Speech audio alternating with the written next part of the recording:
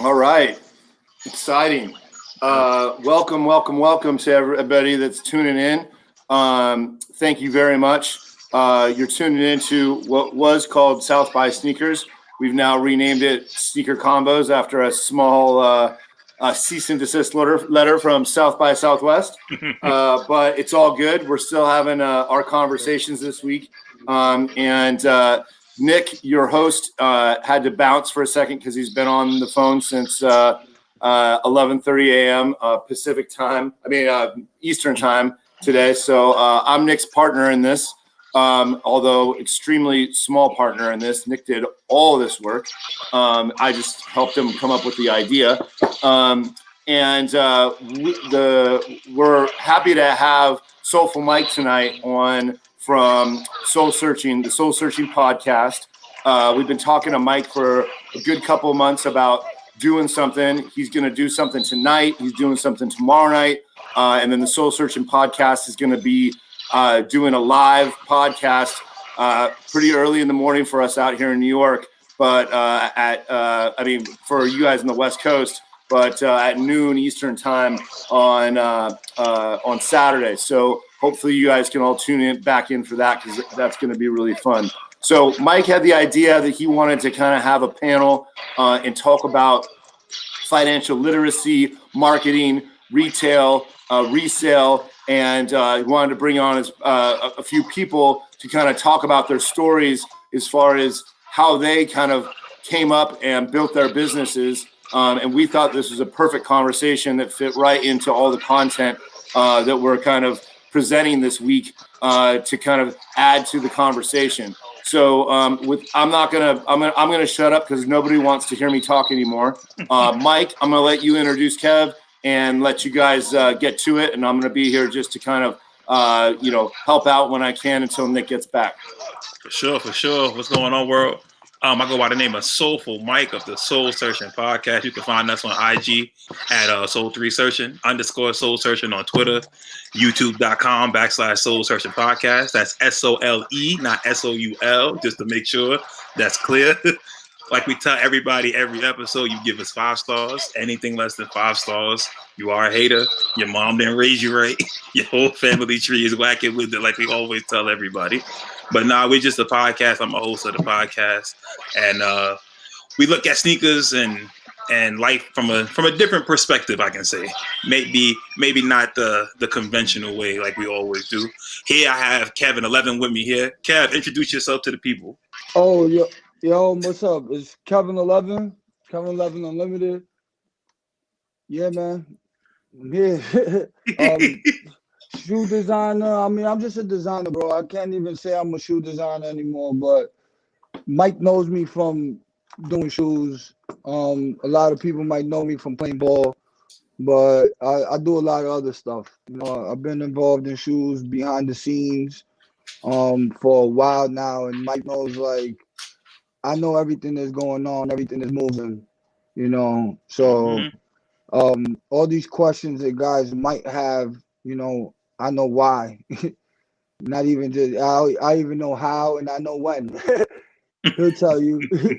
So I even know how much. So yeah, I guess I'm here because I'm supposed to be.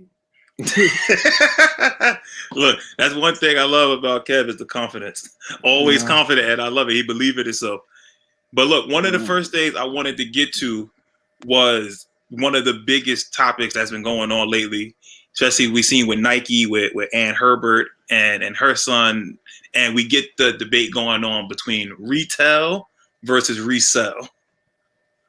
Okay. So what I want to hammer out today is the prices for retail, how they've jumped over the years compared with the quality of shoes that we have. Okay. When it comes to resell, how we've normalized paying over $200 to $300 for shoes when that was never the case beforehand. Because now that's the norm. That is the norm now. If you see something, if you know something comes out, you didn't get it, you go right to GOAT or StockX. It's $250, $300 easy. Well, I mean, in business, you know, a lot of people, normal people, they identify with sports a lot because in sports, there's a winner and there's a loser, you know. But in business, there's no losing. You understand? Like people don't understand. Like nobody gets into business to lose money at all. Even if you take a loss in the beginning, it's calculated that you're gonna recoup it sometimes in the end. So, um, all of that shit's not happening by mistake. You know, they're creating a win-win situation for everybody. And just so happens that Nike gets to win every single time somebody else wins. Or Adidas gets to win because they structured it to the point where, you know, the world is focused on, is moving towards residual income. Nobody wants to create something and then have to go out to make it again. So even in like the tech world, all my guys are talking about smart contracts and NFTs, and the reason why people are investing in NFTs is because every time you sell it, you get a 10% vig on it. And Mm-hmm. that's basically what's happening with shoes. You know, Nike designs a shoe, gets it for X amount of dollars. They get a bunch of distributors to sign millions of dollars worth of distribution deals. They Mm-hmm. get the shoes at wholesale. The dudes at wholesale are now figuring out, you know, there's a gap between the wholesale and the retailer. Before it even gets to us, it's already, you know, it's like, you know, the shit is basically drugs, my nigga. It's Exactly. like Stepped on. it's like you know, a ounce. What did an ounce of coke go for in fucking in Colombia versus what it costs out here? You know, because that's basically what happens. A shoe costs about $5 to make, you know, materials wise. About another what, $10 in labor. Another what, like $10 in shipping. Another what, like $5-10 in taxes. So you're talking about 35 cash. We're talking about a shoe that ends up being what? Um, $2,000. $1,000 easily. Yeah, like you know, how does a Yeezy end up getting to be that much money when it's basically yarn, bro? It's, you know, Mm-hmm. glue, rubber, you know, it's because it's a lot of the licensing, you know. You have to pay Kanye to put his name on it. Mm-hmm. You have to pay. A lot of people don't even know the technology in the shoe is probably not even developed by Adidas. Doesn't own Boost. Boost is owned Mm-hmm. by BASF. You know, that's a lab. That's not even a shoe company. That's a lab. You know, Right. so they licensed that technology from them. Same way how Nike licensed Lunar Lawn from NASA when they were out. You know, it's all Mm-hmm. about the tech, bro. So, um, it becomes this revolving door of, you know, everybody selling, nobody buying. Mm-hmm. You know, But you see, go to, yeah. and now this is my thing. When it comes to that, I think that as consumers and customers, I think we lose the touch on our buying power. We have a lot of buying power, and we see how we can influence anything. We see with Jordan 1s and dunks. We know that wasn't even a thing a few years ago. Nobody was checking for dunks. They wasn't selling out, nothing like that. Then all of a sudden, ones come back out, dunks come back out. You see the Well, Jordan doc. Once the Jordan doc hit, Jordan 1s is out the world.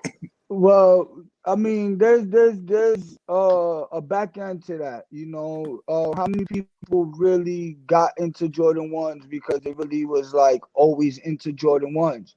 It Mm-hmm. was it was people were like, oh shit, Jordan ones are cool now. So now, who made Jordan ones cool?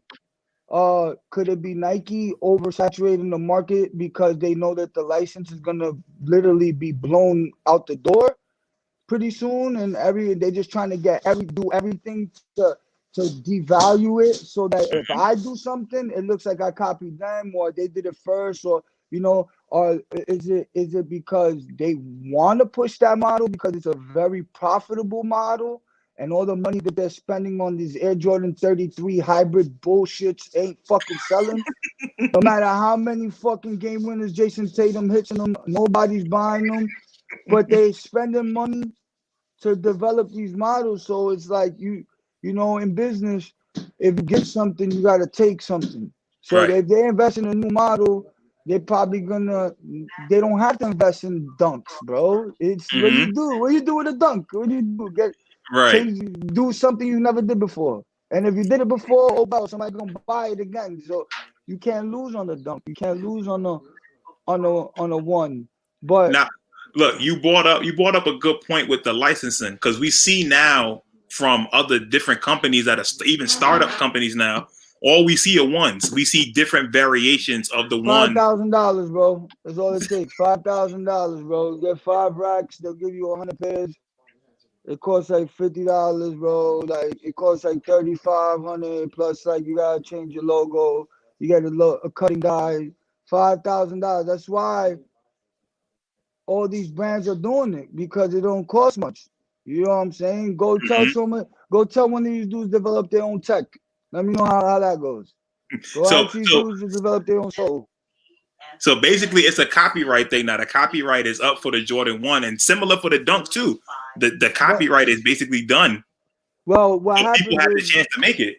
well, people think that Nike doesn't make money off of bootlegs, and that's like the dumbest thing I ever heard in my life, because it's like, yeah, not every bootleg company and not every company that bootlegs Nikes are legit, but there's legit bootleg companies. Mm-hmm. Like there's companies that Nike's like, well, pay us for a license under the table. You know what I'm saying? And since we use the same factory, you giving us $1 million to do something that you was gonna do To do regardless. anyway, Fuck it. right? And then Right. now these factories take that million, pay that mill, and now what they're gonna do? Make sure that they get their money back. So what do? They give it out to everybody in the world who wants a fucking Air Jordan 1 or a dunk, so they can make their $1 million back on that license. Mm-hmm. You know what I'm saying? And Nike's looking at it as like, yo, we got a running clock pretty soon. Everything is gonna be public domain. Like, bro, Batman's about to be public domain in 10 years. Like Batman, Superman. Right. Like the you know what I'm saying? Like the world's gonna be different in 10 years, bro. Like when like right now, anybody could get a fucking a van. You can make a Converse. You know, I show you. I get Right. emails from factories like, "Hey guys, look, we got this great," and it's like, "Man, get that shit out my face." I've been telling them get that shit out my face. You know what I'm saying? So then this is my thing. Do you think that this trend is going to continue the more and more these licenses become available? When you get 3s, 5s, it's never going to come more available. Absolutely not, because what these guys don't understand is that, you know, I did it the hard way for a reason. How can you make a shoe iconic without a Nike check? You know what these guys are trading on is a Nike check.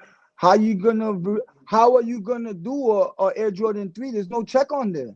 There's no check. There's no check on the 7. There's no check on the 5. There's nothing to flip. So what are you flipping? So that right there, you put yourself in a box. Now you are Air Jordan 1 company, and Air Jordan. You're gonna do an Air Jordan 1 they haven't thought of? Please let me try. Please show me an Air Jordan 1 they haven't thought of. Show me a dunk they haven't gotten. Show me something. Like you basically it's like you're going to play Michael Jordan 1-on-1 and you're wearing his shoes. Even if you beat him, you wore his shoes against him. You know, like even if you made it, even if Kai fucking got 30,000 niggas lined up and going crazy for his ones, it's only helping the ones get bigger, and it's only helping these Chinese factories sell more ones to more niggas that want to get into the shoe game. Mm-hmm. Nobody's doing this. Nobody's doing Achilles protection technology. Nobody's doing, microfiber implanted into. Nobody's doing none of that. Nobody's doing a mesh that it could breathe out, but there's no water that can get in. Nobody's doing that. And then you got guys who are literally getting like the factory. The factory will come up to you and be like, "Hey, look what we got," and then the guy will take that and then run and tell everybody, "Look what I designed. Y'all designed this. Look, I designed this material that fucking is bulletproof." And it's like, bro, it was just the factory that brought it to you. They did millions of dollars of R&D, whatever. It's the same. Nike doesn't design a lot of this shit. The factory comes to them like, "Yo, look, we got this shit available," and Nike's like, "All right, well, throw it on. Let's go from there." Well, then this is my next thing then, because we see everyone has the opportunity then to make the Jordan 1, right? So the thing is, at that point, you have to set yourself apart, and that goes to marketing. And one of the things I like about you with yours is that your shoes correlate to the comic book you created. So whatever you see in the comic, you're also seeing in real life. So you're literally bringing something from fiction into a nonfiction world and making it real. So where did your inspiration come from with that one, where it was like, okay, you know what? Let me bring my sneakers from the comic into real life.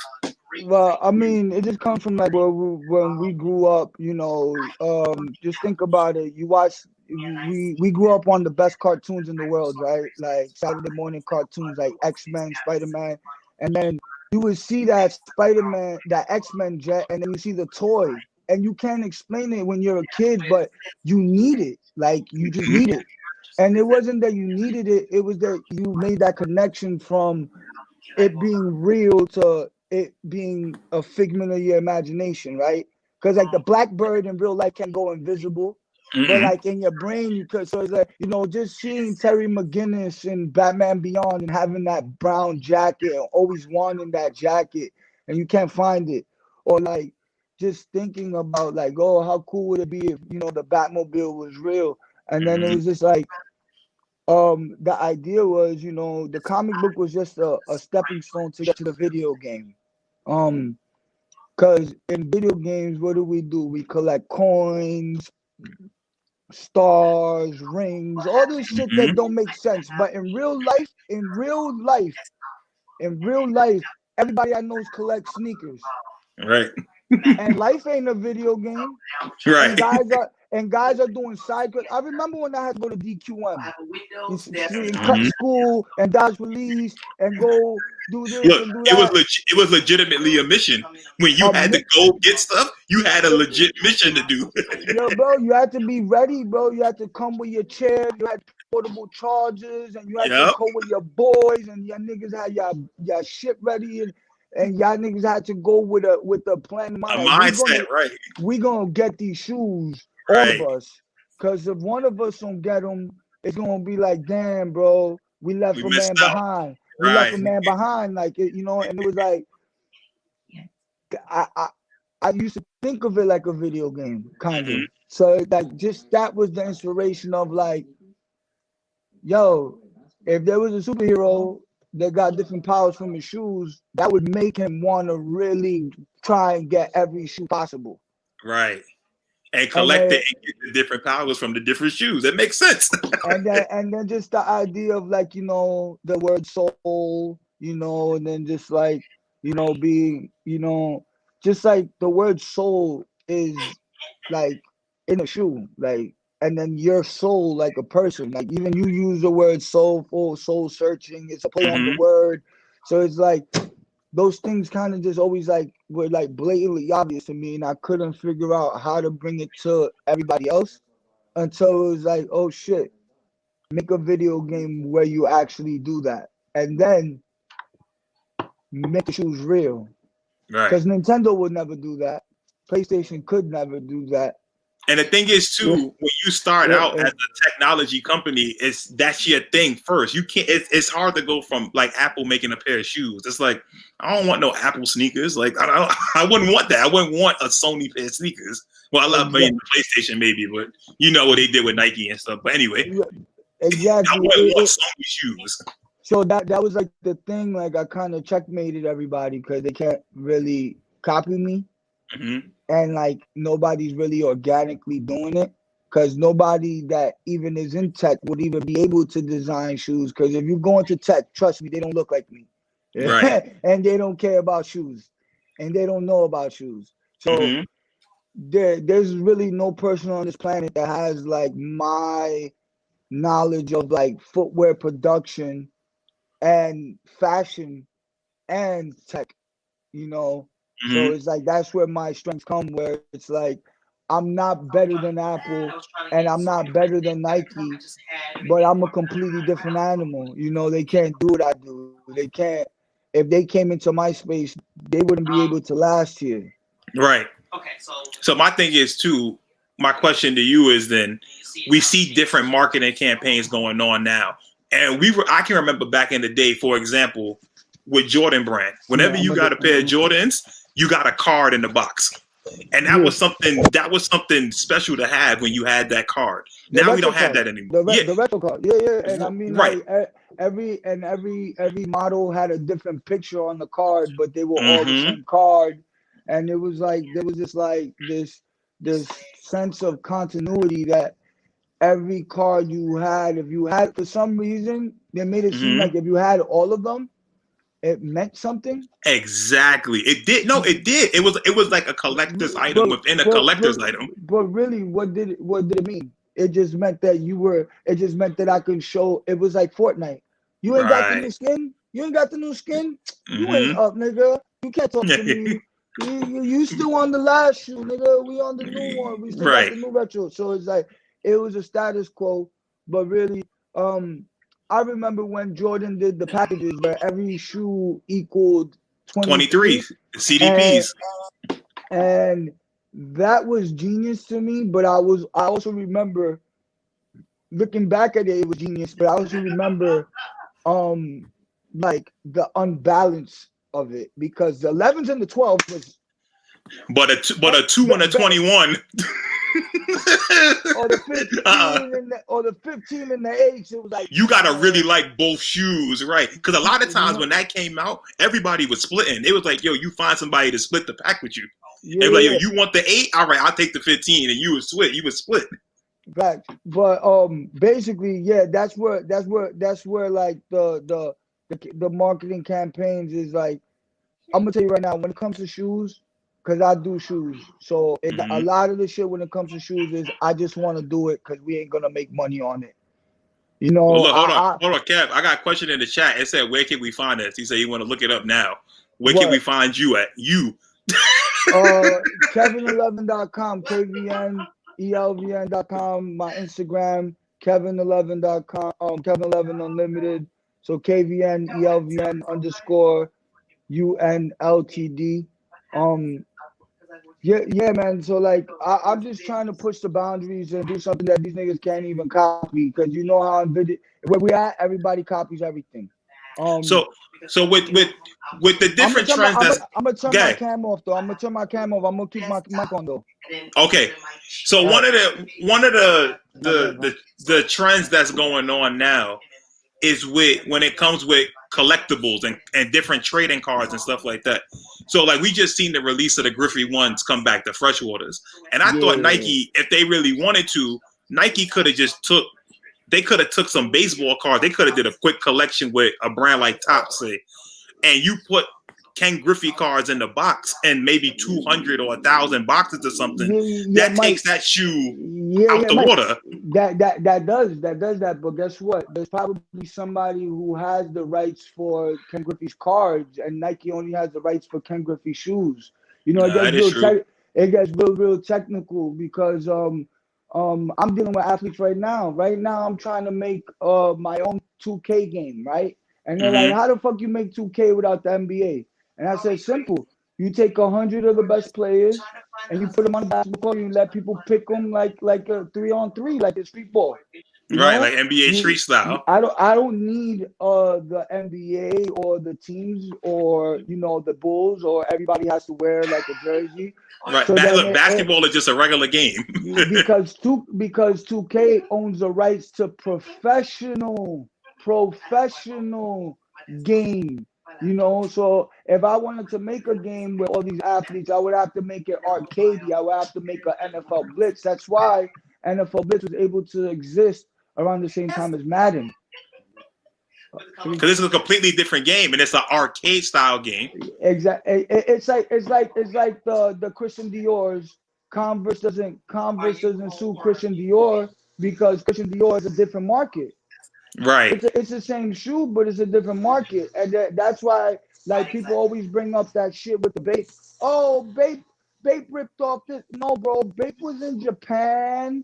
Bape had licenses attached to it. They put their characters in a fucking comic book box. They did so much. They did everything else. Yeah, they took the silhouette, but they also paid for that license, bro. Right. So it's like people are like, oh, they ripped them off, and it's like, no, they didn't. They paid the factory for the right to able to use that license. Hmm. Just like Nike pays for the Air Force One license. See, Right. you gotta understand these factories. Who comes up with shoes? The factories. These Hmm. designers don't come up with shoes. They come up with ideas.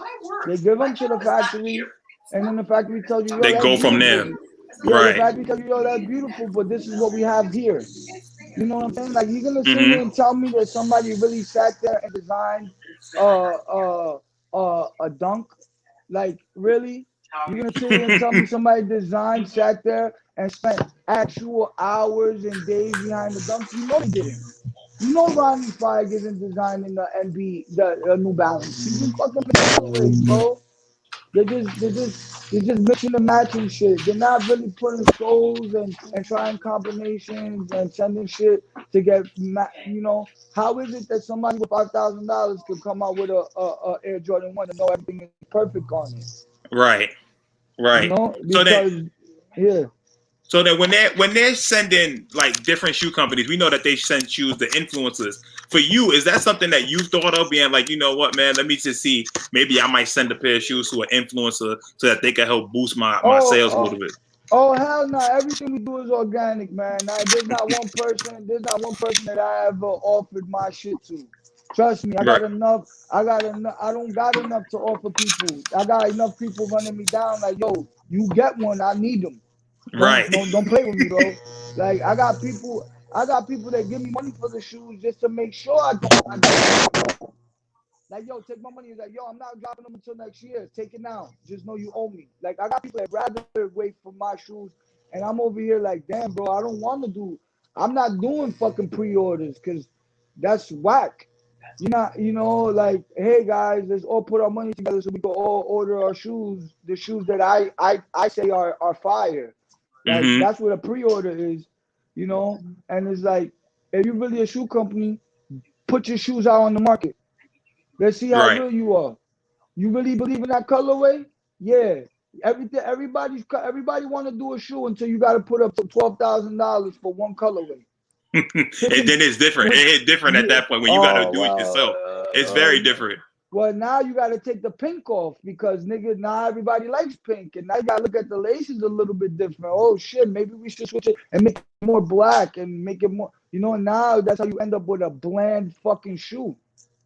So Because are those things? So are those things that you have to deal with when you're creating a new shoe, when you're creating a silhouette, or you already have one, and you got to look at different colorways? Do you look at how that's going to impact on the market? Where it's like, red and black always does well, so my first shoe has to be a red and black shoe, or this color does well, so you automatically cater to a certain color. Nah, I mean, I made my fucking superhero navy blue, pink, and orange. Like, Hmm. I completely go left field. Trust me, I've been in these offices, bro. I know how these guys think. Oh, we got to drop an olive around September because of fall. Oh, we got to do black, red, and white around. Like, man, all that formulaic shit don't work, bro. But shoe is fire, shoe is fire. Nobody's going outside like, I'm not going to wear this color because it's darker, because it's fall, bro. Right. Nobody's doing that. Nobody's doing that. So it's like, at the end of the day, I don't give a fuck. I just do shit that I want to do, man. And it's like, if niggas gonna like it, niggas gonna like it. If niggas don't, niggas don't. At the end of the day, I ain't asking nobody to put no money up. I ain't asking nobody to wait. I ain't asking nobody to give me ideas. I ain't asking nobody's opinion. I'm gonna put the shoe out, and I'm definitely I'm in a league of my own. So if you don't want to come over here, don't. I mean, if you do, then everybody's welcome. This is the type of shit we're doing. So it's like, again, I push myself to always do more than everybody else. So it's like, you over here talking about, yeah, if Nike would have put a baseball card in Ken Griffey, well, why don't fucking Nike give Ken Griffey his own baseball games? That's true. Like, Ken Griffey deserves his own game. I'm giving these athletes their own game on my tablet.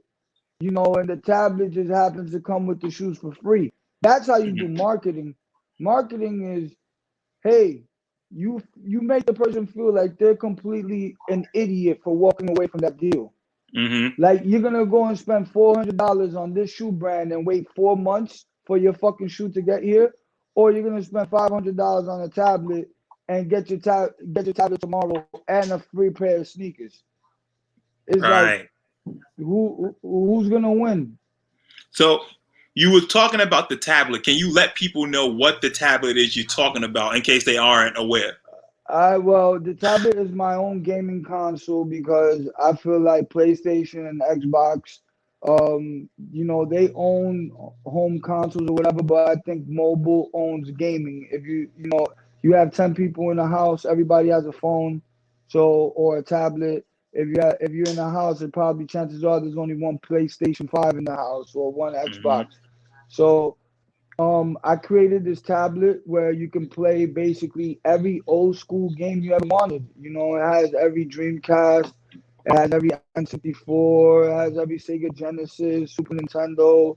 It has everything already for free at your access. You don't have to download it if you don't want to. You can.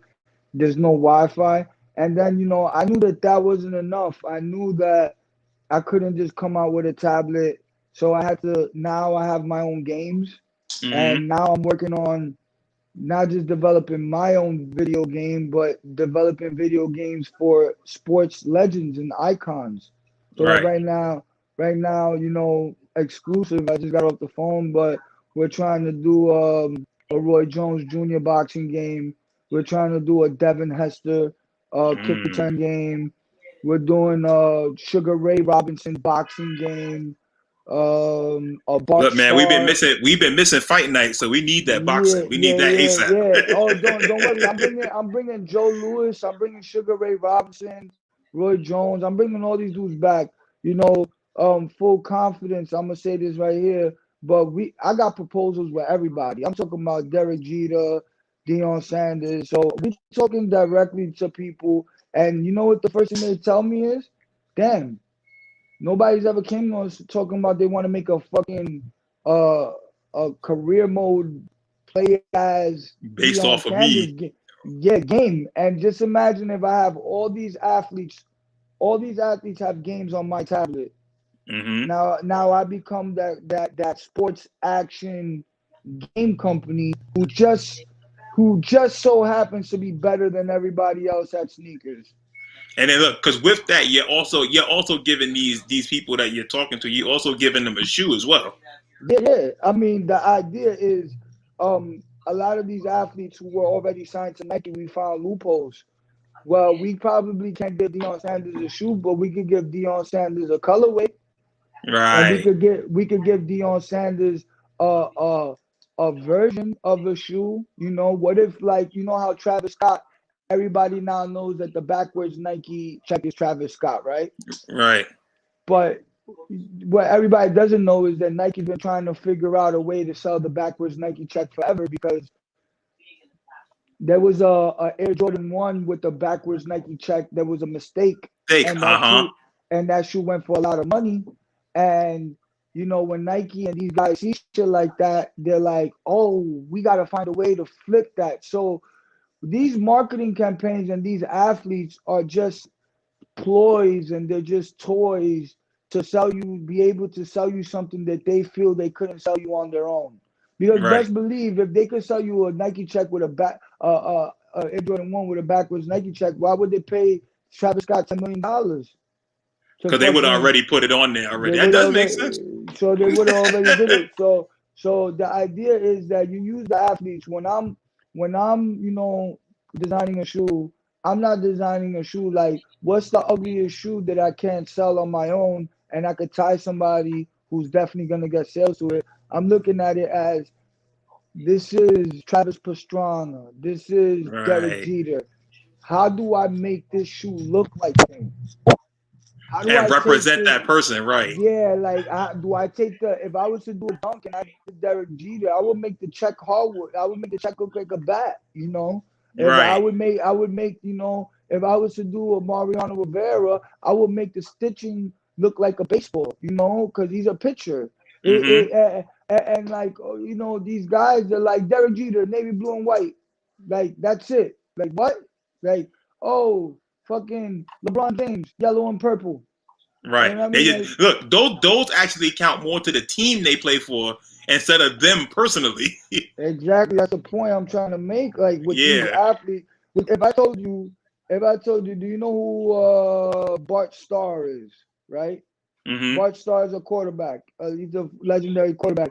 People don't even know he plays for the Packers. Right. So I would have to make I can make whatever colorway I want at that point. I would have to go and do my research on Bart Starr. Mm-hmm. Anybody could Google Bart Starr, see he plays for the Packers and make it yellow and green. A green shoe, right. But I'm not doing a shoe for the Packers. I'm doing the shoe for Bart Starr. You know, I'm not doing the shoe for Deion Sanders. Deion Sanders played for how many teams? The Cowboys. He played for the Yankees. 49ers, He played for the Falcons, 3, 4, 4 teams, the yeah, Redskins too. and then on top of that, he played baseball too. So it's Yep. like, what if I wanna do a Deion Sanders shoe? Am I just supposed to pick the team he did the most stats on? Like that don't make any Mm-hmm. sense to me. I would Right. have to look at Deion Sanders' personality. What does he represent?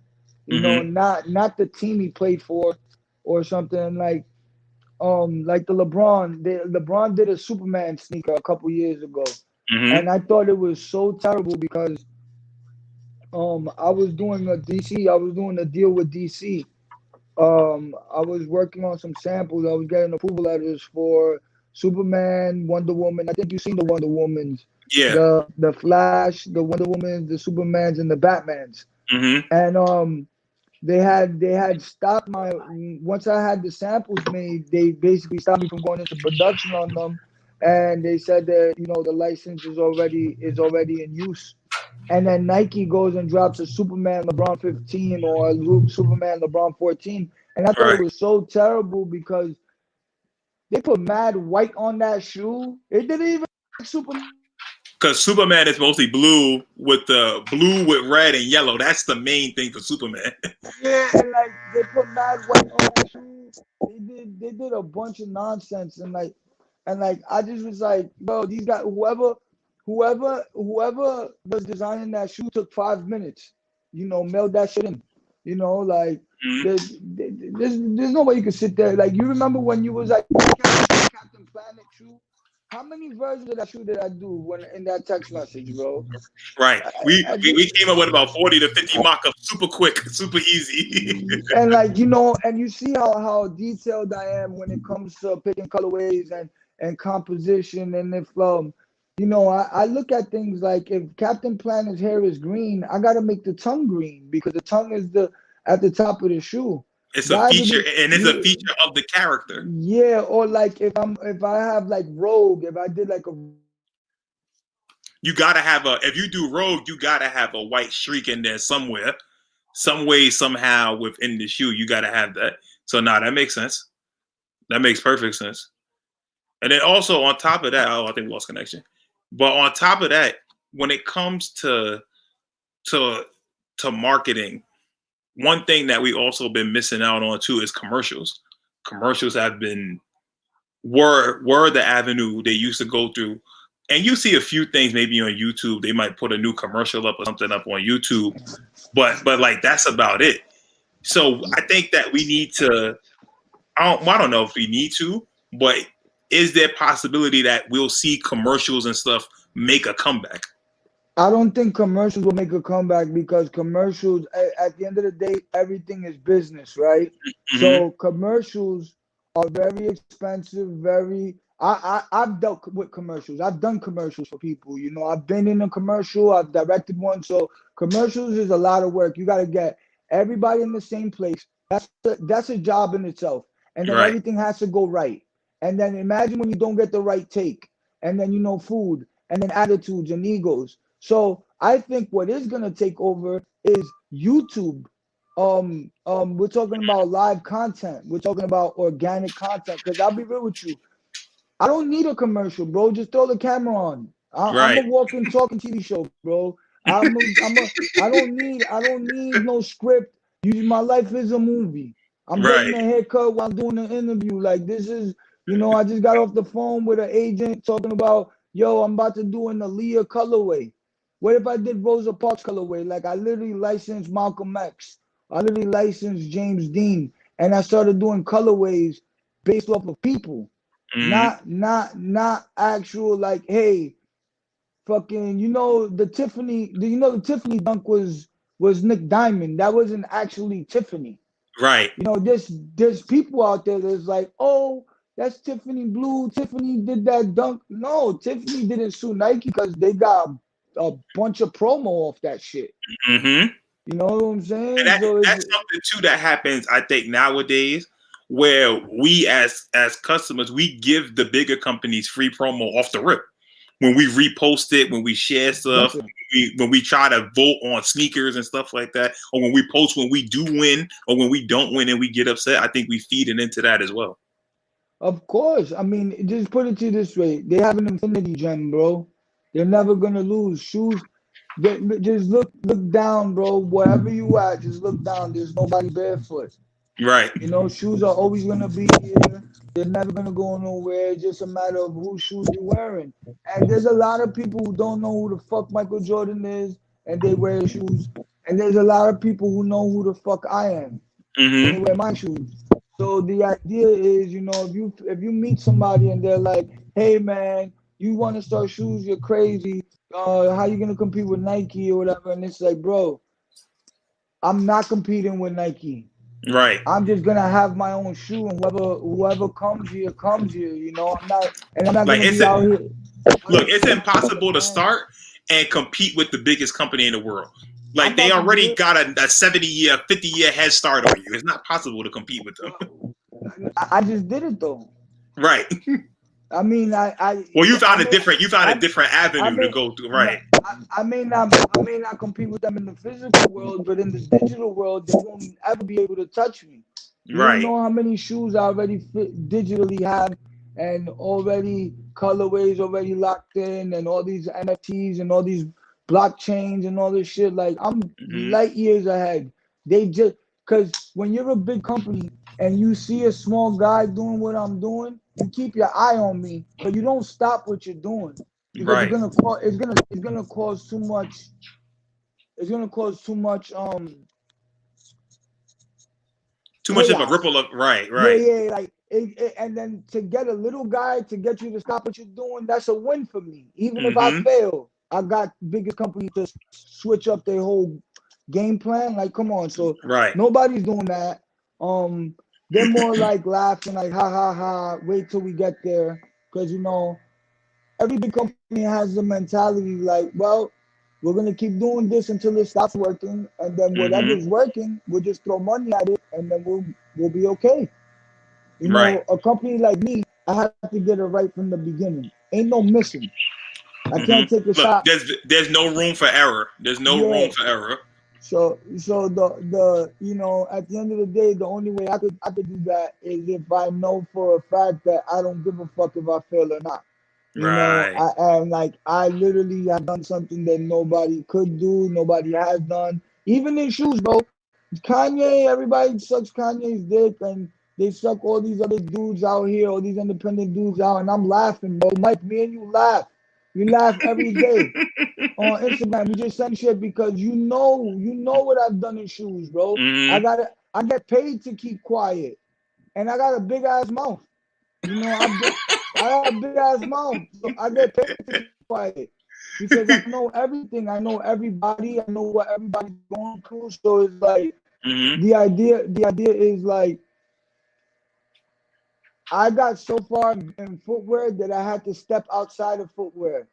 Right. And then now I got so clever. I was clever enough because they basically paid me to stay out of footwear. Like, yo, Cap, you're gonna fuck everything up. We just need you to get away. And it's just like, yo, just make your shoes, and that's it. That's done everything. No. Here, take this money and stop making shoes. Like get out there. Yeah, get out. And then now I was able to wait my time, and the whole time I left, I was still tying it to the video game, because I mean, like, I'm a basketball player. I got into shoes. I got really successful really fast, and then niggas know me. I'm dangerous. Once I smell blood, they already knew, like, oh, no, we gotta. It's time to go at that point. Yeah, so they already was like, yo, we need you out of here. So when I left and I got into video games, into comic book, into licensing, that was my way to get back into shoes. hey, I may not be able to you guys are paying me to stay out the way, but I can help you get licenses. I can help you get sales. And working there's on that, there's other avenues that you can go to. Yeah, so working on that, I learned the whole game on licensing and marketing and how these guys and how Team Jordan really works, you know, and how much they pay these athletes. I know how much every athlete that signs gets paid for their deal. I know their royalties. I know how the fuck do I know that? I don't work for Nike. I don't work for Reebok. I know niggas that are on Reebok that are still getting paid right now. Tomorrow they get a check. Every 15th of the month. The Bobby Bonilla deal. Come on. Well, you get paid all that time, every year, $1 on the dot, all the time. every day, you know, the game gets bigger, and the dot every day is somebody's new day of buying a Air Jordan 1, and that's Nike's philosophy. It's like Marvel. Everybody's comic is their first comic.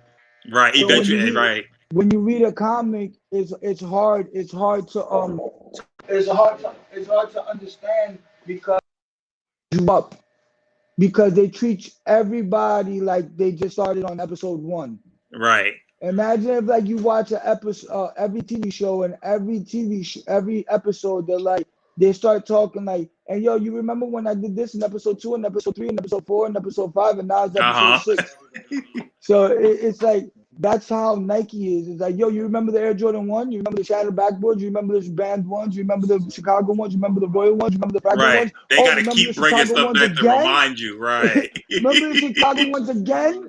Right. Remember the Air Jordan 11s again? You know, because they keep bringing it back up, right?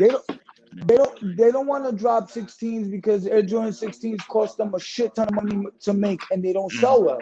Right. Air Jordan 17s cost them a lot of money to make, and they don't sell well. So that's why they don't put out different colorways in those, right? Yeah. And why they don't put out Air Jordan 8s in different colorways? Because they don't sell well. There's only certain ones. There's only certain ones that are iconic, right? And then even the ones that are iconic, right? They're stuck in a box because we had this talk on the podcast where they have to do Dawn Pecker 9s and Dawn Pecker 11s because they can't find the reason to put those shoes out because Air Jordan 10s fucking suck, bro. They fucking trash. They either have to be all white or all black, and they squeak. They squeak. Bowling alley everywhere you go. Whenever they get like wet, crazy, or just knock it down. Yeah, and then you know, there's a lot of Jordans that are like that. That if you change the base color, is automatically terrible. Doesn't hit the same. One of them. The 8s are one of them. If it's not if it's not mostly black or mostly white, it's not the same thing. You're right. It don't hit the same. And Mike, I'm gonna call it out now. Air Jordan 5s are gonna be the next big bootleg sneaker. You can see Nike uses Virgil. Nike used Virgil as a way to hype up their licensing for the counterfeits. If you pay attention now, after the 10, it became way. It became impossible to tell what sneakers fake. Right. And what was the most bootleg sneakers of like all time in the past 5 years? Them Virgil. Them off-white, them off-white ones. The collection, basically. Why? Because all you have to do is put a little orange tab. Right. And do mistakes that people usually do. Come on, and bro. That's it. You don't think factories spend a shit. They spend mad time trying not to make stitching pop out and you know, making shit not look like that. So and now they don't gotta put A1 effort into it now. They don't gotta put A1 effort no more. Nike was like, yo, what's the most impossible thing we could sell? And they said fake sneakers. And Virgil said, yo, I can make these niggas buy fake shoes. I can make niggas buy fake shoes and feel cool. I can make niggas buy fake shoes, feel cool, and then make all the niggas not even be able to tell they're fake. Right. Well, look, one more thing before we get out of here, because we almost done here. one thing I think we would be remiss to bring up is that we both work in the education field. And we both are paraprofessionals. We both are paraprofessionals during the day.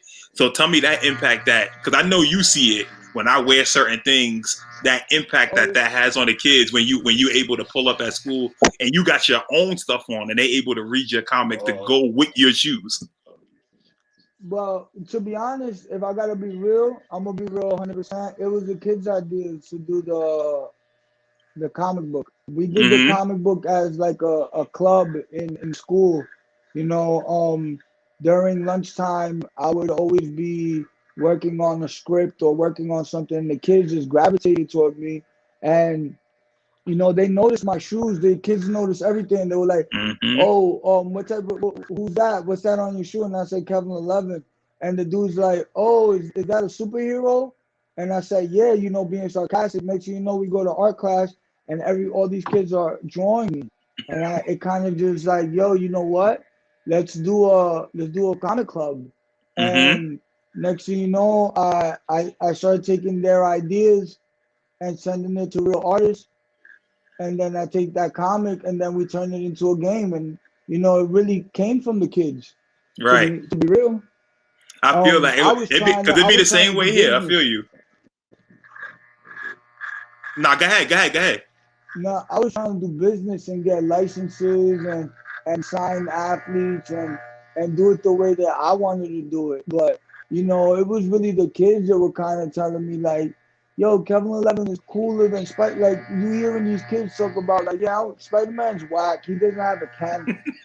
And it's like, "Yo, I'm gonna give my dude a cannon." And then like, you know, they're telling me shit like, "Oh, there's not a cannon in Fortnite. I wish there was a cannon in Fortnite." And you know what it is too. You know what it is when you speak with the kids' imaginations are way better than ours. So it's the same with me and my after school that I work at. I teach creative writing, and a lot of the times once you just get stuff going with them, and we're writing a comic book now, it's like, oh, the ideas start to go, and like you said, you're like, oh, wait a minute, this actually is a really good idea. We might need to incorporate this into something. So what you said is 100% true. But what I think is what I think that kids do better than adults is hold themselves accountable. Like once you say something around the kid, that nigga it's a rule. It's like you can't take it back. So like when I have this character named Red Dot and I was like, "Oh, he's a robot so he could die. He could die whenever and come back to life." Hold on. He could die and come back to life whenever he wants, type shit. Hold on, so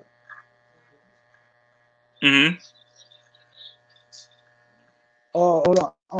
And they were like, "Well, Red Dot can die whenever he wants, and Kevin can't die." So it's like, you know, they give you the rules, and then like you have to be, you know, when you get creative when you have to use your resources, not when like you're like, "Yo, I got this idea and it's really cool." You get creative when you get situations or limitations, and like you have to stick to the rules. It's like, well, if my factory is telling me that I can't do this, how do I get around that? You know what I'm saying? And it's like that's where like you see a lot of people are short-sighted with their creativity because they take the easiest way out, or they take the most obvious way out, or they take what they think a kid would want. 9 times out of 10, if you think a kid wants something, he doesn't, bro. Whatever you think a kid wants to do, he doesn't, bro. He's gonna tell you exactly what he wants. You just don't want to hear it. You just don't want to hear it. You know, and that's the problem with adults. When as a para, I just listen to them, bro. I talk to them like they're humans. I don't talk to them like they kids, like they're students. I talk to them like they equals, like bro. like this, And they like a give regular they talk conversation. Exactly, a regular conversation. Yeah, I'm the same way. I ask them questions like, "Why do you like that shoe?" I don't know. All my friends have it. That's what it is. All my friends have that shoe. That's why I like it. It's not. It's not something deeper. It's not. Yo, you know, I ask kids, "Why do you like that shoe?" "Oh, I don't know. That's my favorite color." You know, they're not even thinking like. They're not worried about a red Michael can go Jordan on or any LeBron shoe. James and stuff, right? Yeah, we're worried about that, you know. So that's what let me know, like, Michael Jordan is on his way out, bro. Right. When Nike starts retroing LeBron's, and when Steph Curry gets, his own company, essentially, it's because they're running out of ideas. Right. They don't have basketball players are not selling shoes anymore, bro. They're not. And That's why that's they're the way. signing rappers. They're Right. You signing got so many rappers. musicians and entertainers and stuff now to move it. And the next people that are coming up, are gamers. Right. The next people that are gonna be coming up are gamers. And when they do, I'm gonna be here. And Look, in 10 years, it's funny. It's funny how that world has merged. The gaming world and the sneaker world is merged together now. Yeah, I mean, because I did it. You're right. Because right. I brought it. How many niggas can bring gaming to the hood? Word. Then look. Back in the day, you used to get made fun of and stuff for that. Completely different now. Completely different time. And then now, back in the day, you used to get made fun of for being into sneakers. Right. Like, you ain't got enough. What's wrong with you? Like, I remember when sneaker cons used to be in churches. Like, it wasn't that big of a deal. It really wasn't. Yeah. I mean, I remember when Flight Club was a door, a black door, my nigga. You came in, you handed him your shoe, and he called you back 2 weeks later and told you, yo, it didn't sell, come pick it up. If your shoe didn't sell in 2 weeks, he don't want it. Right. People don't remember this shit, bro. People don't know. I was really Papa Bear dunks. One over here, one over there, one over there. You don't even know which one is where. So you gotta just go. Yep. I remember the Coraline dunks, bro. You know Coraline? Yes, right. That movie Coraline. That's right. The Paranormal, yo, bro. Real shit. If Nike ever gets any promo, it's this right here. I didn't even understand what was going on until it happened. My boy calls me like, yo, y'all want to go to the movies? I'll pay for it. I said, what? It's a summer day? Fuck it, we go. We go to the movies. He's like, yo, let me get your tickets. We go watch the movie. This movie, we high, we smacked or whatever. We're like, whatever. Next thing you know, he gets his tickets. We leave the movie. He's calling. He starts bugging out. Yo, I got him. Next thing you know, on the phone, he tells the lady the address and everything. They ship the shoes. He gets a pair of Coralines. And I'm like, yo, whose ticket was that? Right. He said, I don't know. I took all y'all tickets. So it could have been my ticket. Right. Could have been anybody that was with you in that moment. And it was just like, yo, but why you ain't tell me? And he's like, nigga, you ain't into sneakers. You don't care. And I was like, you're right. But now that I know, I want it, So the idea was, after that, you remember Paranorman, the phones? Yes, sir. We went so hard to get, bro. We was pressing niggas for their phone, for their tickets at the movie theater, bro. Like, we was like, yo, I need the movie theater. Yo, let me get your ticket. Yo, people literally buying tickets to go into the theater and ask everybody for the tickets, bro. Just to get the ticket stub. Yeah, and we seen the movie already. Right. And we didn't get them. We didn't get them. And it was like, I remember being so focused and so determined, knowing that it was impossible. To get those. Right. Knowing it was impossible. And I just remember also knowing and hoping I'm not gonna sell these if I get them. I don't care what anybody says. Like, you gonna keep those for life, like they staying with you. So I think that me knowing everything that I've done and everything I'm working on and everything that I want to do, I'm just combining all of that shit together, Just combining all that shit together. Look, I love it. I appreciate you taking the time out to speak with us, to rock with us here. Thank you to Nick at Sneaker History, Joe, Cove Youth Brigade. I appreciate it. Kev, tell everybody where they can find you. Yo, Kevin11.com, KVNELVN.com, Kevin11 Unlimited on Instagram. KVN, ELVN _ UNLTD. My company is called K11 Unlimited, K11 Unlimited. Be on the lookout, man. If you ain't heard about me yet, it's because you wasn't supposed to. If you heard about me already, then you know what to do. For sure, for sure. Again, thank you to everybody that showed up tonight, that will watch later on. We appreciate you listening. You can find me on IG at Soul3 Searching on IG, _ Soul Searching on Twitter, youtube.com/Soul Searching Podcast. I don't think I'm forgetting nothing else. Tomorrow, I will be back tomorrow, Kevin11.com. I will be back tomorrow. We have a women's panel with Liz B. Croft, Kick It with Dee Dee and Tasha Kwan of Her Grills. So it should be some really good, exciting talk. Should be fun. Everybody that tuned in, thank you so much. We appreciate it. Joe, anything you want to add real quick? Joe, Nick, anybody? Hey, all good? I feel like we've done a bunch of these today, and I keep forgetting to say it's Happy St. Patty's Day. Oh yeah, it's a different kind of feel here. There's no parade. There's no green beer, as far as I know. But Mike, Kevin, this is awesome. I can't wait to get these comic books. I'm going to get them right now. Oh, for sure. So they better be available. I keep mine. I need to see how this all works. I keep mine next to me at all times. Yeah, bro. Oh, it's right awesome. there. Y'all can see it. So listen.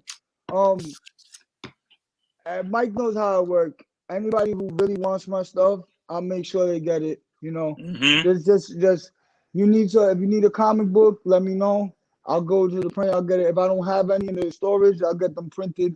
You know, I'm the dude that really pushes the buttons. If you want a tablet, we got the black ones ready. We got the tablets ready. So. I mean, we here, man. We here. What size are you, by the way? I have to ask everybody. Size shoes. I'm a 12. You like 12. Me, bro? All right, so 12. So yeah, we gotta work on that 211s and the 111s because the sizing is a big issue. You know, me and Mike always talk about the half sizes and why guys don't do it or something like that. But definitely gonna work on that. Thanks a lot for having me, man. You know, This is awesome. I appreciate it. Yeah, man. We gotta do something. We gotta do something again. So we'll do something again in a couple months. Thank you for the platform. We really appreciate it, Nick. Thank you, Nick, for the platform. I'm here, man. I don't go out looking. You know, everything I do is organic. I don't go out looking for publications. You know, I could be one of those guys that's airing guys out. You know, I could definitely get a lot of shock content, but I'm not out there doing that. You know, I could definitely be out here exposing people. I'm not out there doing that. So just being able to be on a platform we can organically talk about this thing is not like contrived. It's not like I'm trying to get sales or trying to make somebody just talk about it openly about this sneakerhead. I'm all for that any time of the day. Anytime. Just let Mike know I'm here, man. Hey guys, be safe tonight. And we'll see you tomorrow, Mike. I'm excited. For sure. Y'all guys be safe, all right? Thanks, man.